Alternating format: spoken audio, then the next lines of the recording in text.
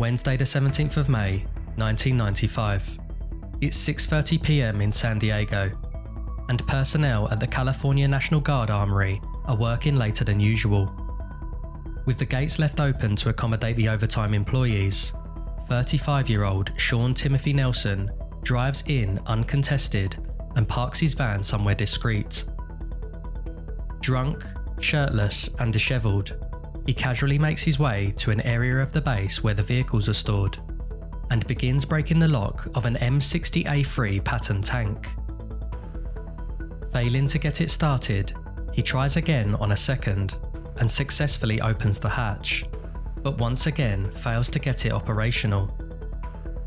Upon the third attempt, he finally gets the engine going, and the tank begins moving towards the exit. Before Army personnel can react, Nelson puts his foot on the gas and bursts through the closing gates of the base, unleashing an American war machine onto the streets of San Diego.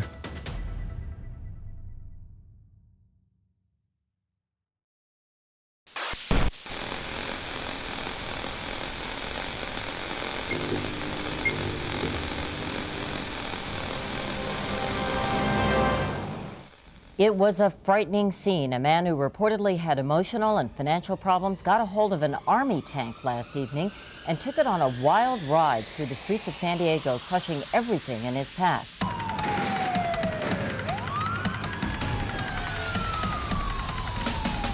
Bursting onto the streets at 6:45, an unprecedented situation for the residents of San Diego was now unfolding before their eyes. Weighing over 57 tons, and able to reach speeds of 45 miles per hour, the M60 is a tank capable of large-scale destruction in practically any war zone. With an arsenal including a 105mm main turret and an M2 Browning heavy machine gun, the devastation this vehicle could create became immediately evident to the minds of local law enforcement. Fortunately, all tanks kept in the armory were stored without ammunition, meaning Nelson didn't have any use of the guns, but that wouldn't prevent him causing chaos by other means. Starting on Mesa College Drive, Nelson drove the tank past Kearney High School before taking a left turn at a junction onto Ashford Street. The turret of the M60 was left pointing to the rear of the tank, as Nelson barnstormed his way past residential buildings and office blocks. Onlookers watched on in horror as he began purposely steering the vehicle towards various objects, such as parked cars, traffic lights, and utility poles.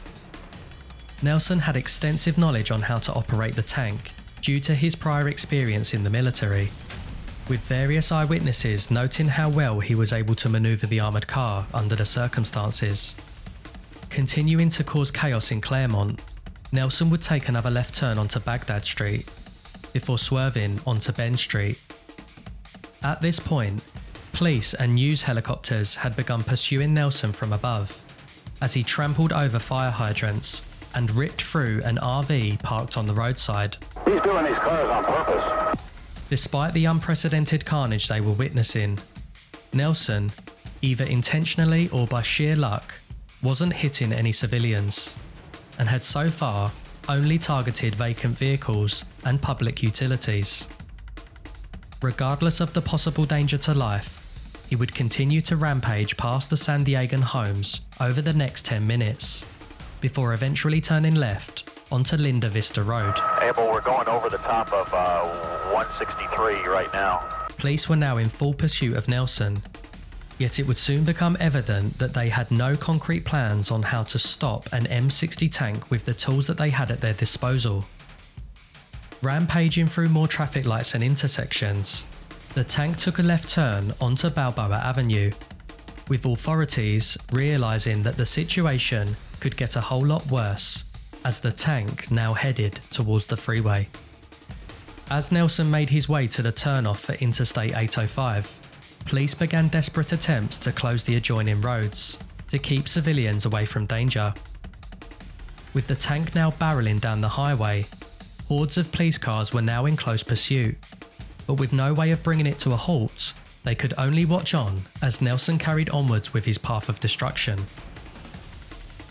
Bearing down towards the densely populated city centre, fears began to set in that Nelson may attempt to destroy larger structures housing civilians if he were to continue south.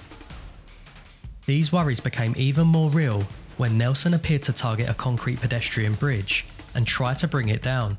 Oh my God. He's going to try and take the bridge out. After ramming one of the piers head-on, the tank had finally come to its first standstill, yet Nelson wasn't going to let this failed attempt stop him.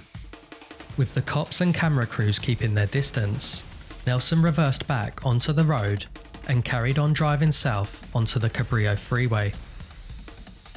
With the chaos now at the 20-minute mark, the M60 began to pick up speed on Route 163, and the idea of bringing in another tank to stop Nelson was starting to become a reality.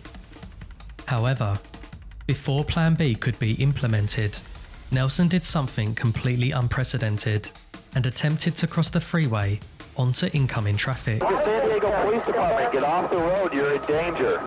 With cars travelling at high speed in the opposite direction, the idea of a tank driving towards them would lead to unthinkable and unimaginable chaos. Yet Nelson had already made up his mind. This is the San Diego Police Department. You're in danger. Get out of the street. Oh my God. Slamming his foot on the accelerator, Nelson swerved left and crashed into the divider. Abel, he just high-centered it on the center divide. This guy's in big trouble. Yeah, that's putting it mildly. As the dust and debris settled, it became evident that, rather than breaching the divide, the tank instead got wedged on the barrier. The impact of the collision dislodged one of the vehicle's tracks, rendering it immobile and unable to move. Police quickly realised that this may be their only chance at stopping Nelson, and swooped in to seize upon the M60 from all angles. With the tank twisting and turning in place, it was clear that Nelson hadn't given up the fight. Yet with his tracks no longer operational, he had nowhere else to turn. Officers began climbing onto the roof to open the hatch with bolt cutters, but with Nelson refusing to surrender, he began twisting frantically to foil their efforts.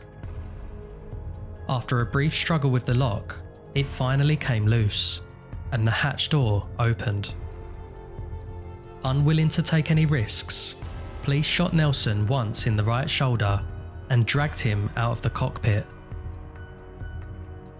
Paramedics were already on the scene and began to immediately provide medical aid. Yet the single bullet that stopped the disorder proved to be fatal, and Nelson succumbed to his injuries, dying on the highway at around 7:07 p.m.